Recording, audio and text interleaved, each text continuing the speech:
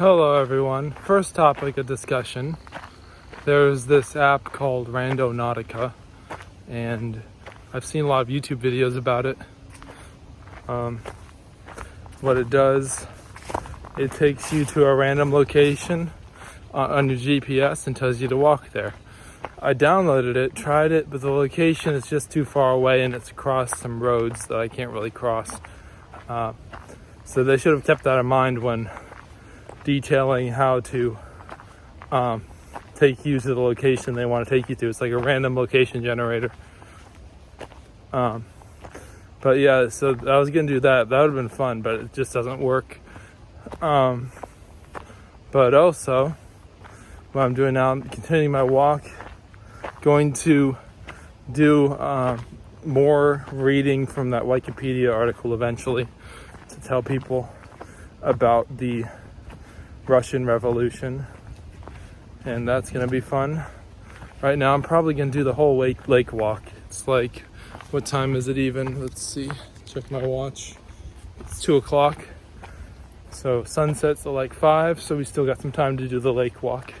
So according to the Wikipedia article, the interests of the provisional government were dominated by the interests of large capitalists and noble aristocracy. And because the army leadership felt they did not have the means to suppress the revolution, and the Emperor Nicholas II abdicated his throne, grassroots assemblies called Soviets, dominated by soldiers and the urban industrial working class, initially permitted the provisional government to rule, but insisted on a prerogative to influence the government and control various militias. So basically the army leadership just gave up, knowing they could not suppress the revolution. They didn't have the military means to do so, which allowed the Soviets to gain influence, which followed by a period of dual power during which the provisional government held state power,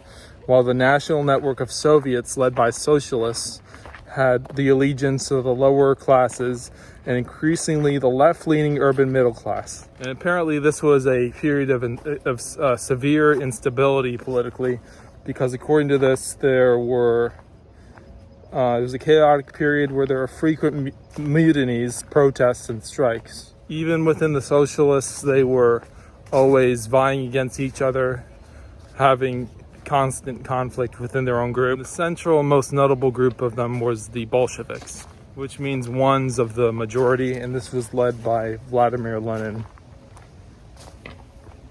He campaigned for an immediate end to Russia's participation in the war, granting land to the peasants and providing bread to the urban workers. When the provisional government chose to continue fighting the war with Germany, the Bolsheviks and other socialist factions exploited the virtually universal disdain towards the war effort as justification to advance the revolution further. The Bolsheviks turned workers' militias under their control into the Red Guards, later the Red Army, over which they exerted substantial control. So they basically had an army which they controlled. They started building their own army, which we were going to use to seize control of the country eventually.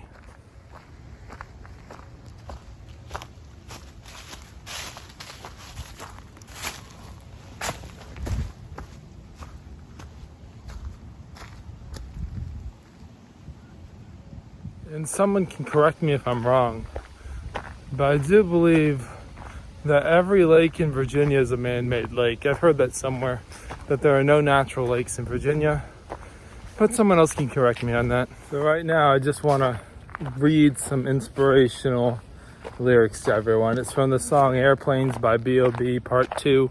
It's featuring Eminem, and this is Eminem's verse. Let's pretend Marshall Mathers never picked up a pen. Let's pretend things would have been no different. Pretend he procrastinated, had no motivation.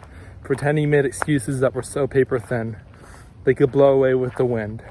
Marshall, you're never gonna make it. Makes no sense to play the game. There ain't no way that you'll win. Pretend he just stayed outside all day and played with his friends. pretend he even had a friend to say was his friend. And it wasn't time to move and schools weren't changing again. He wasn't socially awkward and just strange as a kid. He had a father and his mother wasn't crazy as shit. And he never dreamed he could rip stadiums and just lazy as shit. F a talent show in the gymnasium, bitch. You won't amount to shit. Quit daydreaming, kid. You need to get your cranium checked. You're thinking like an alien. It just ain't realistic. Now pretend they ain't. Just make him angry with this shit. And there was no one he could ever aim when he's pissed at. And his alarm went off to wake him, but he didn't make it to the rap Olympics. Slept through his plan and he missed it. He's going to have a hard time explaining to Haley and Lainey these food stamps and this WIC shit.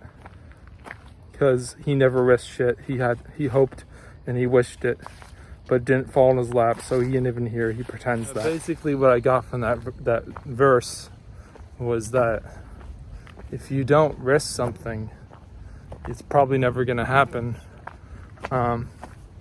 Like everything, you have to have some motivation, and it's the bad things that happen in life sometimes cause things to turn around and can be a source of inspiration. There's this other song called Legacy. Here's some of the lyrics. But I think a light bulb lit up in my conscience. What about those rhymes I've been jotting? They're kind of giving me confidence. Instead of trying to escape through my comics, why don't I just blast a little something like Onyx to put me in a mood to want to fight and write songs that say what I want to say to the kid that said that I balled him. Grab hold of my balls like that's right, fight's on, bitch. Who would have knew from this moment on, I turned the mic on. I could be iconic in my conquest. Not Eminem's most famous song, but those lyrics have been really inspirational. The thing about Eminem that I like is his mastery over the English language. Like he said, he used to just read the dictionary all day.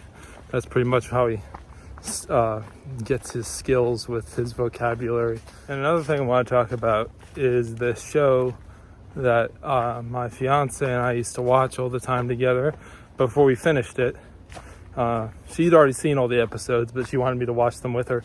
It's called The Vampire Diaries. It's like one of those stereotypical vampire stories is what it starts out as. Like this girl falls in love with a vampire in high school, sort of like Twilights or something. But it gets really interesting that as the seasons go on and the story goes on. I heard they diverge from the books a lot. Like they just use the first book as inspiration and start making everything else up. But the thing is how evil the things that happen in that show are, and how the vampire characters strive to be virtuous even when it's in their nature to kill and to murder. But what happens is they're at the end of the series. I don't want to give it away, but it's like it gives you the sensation that everything will be good in the end. It's like a bittersweet ending. Like one of the characters dies, and the other two characters, okay, you can stop watching now if you haven't seen the show, but they become human, and they get to live a happy life together, and they get to leave behind all the evil things that happened during their lives. It's like it seemed impossible that they could be together. At one point, Damon thought Elena was dead, like that he killed her accidentally or something, burned up her coffin, and because she was in a state of coma, or magically induced coma that they couldn't wake her up from.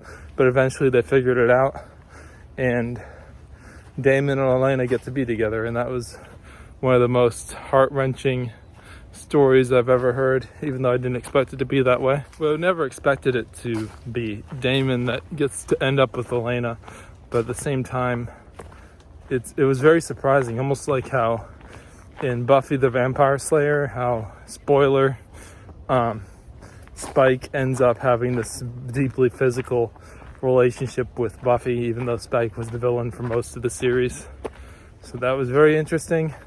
Don't know how I felt about that. I think it was done pretty well, actually, even though it kind of compromised the character a little bit, but You gain some, you lose some, I guess. Then you got this series called Legacies. It's not as good as Vampire Diaries because the characters aren't as iconic, but it's still a good series to watch. It's on CW. I think the 3rd season is coming out soon. Kind of continues some of the storylines from Vampire Diaries and the originals. So yeah, I do have a hard time sitting down and watching shows. It's only when someone else is involved in the watching of the show that it's easier to watch, and because there's so many episodes to just finish. This will be the last thing I say for today. Just want to say goodbye to everyone. Thank you for listening. Really appreciate taking everyone on these walks here, having conversations, and be back tomorrow hopefully. And in December, probably around December 1st, I hope to be able to make my trip to South Africa again. So that'll be fun. And everyone have a great night. Just gonna relax for the rest of the night, enjoy my Sunday. Goodbye.